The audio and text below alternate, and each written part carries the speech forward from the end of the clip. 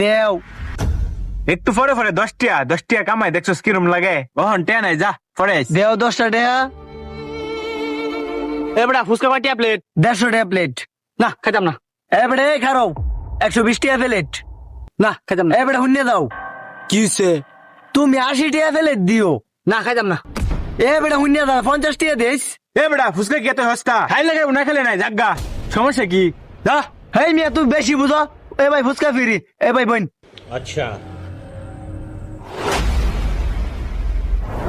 ভাই 1 প্লেট ফুচকা বানাও। আজকে বলে ফ্রিতে ফুচকা খাইবো। এবারে ফুচকা দে তাড়াতাড়ি দে। খায়া খালি উঠতে দেয় আমকা বুঝবা।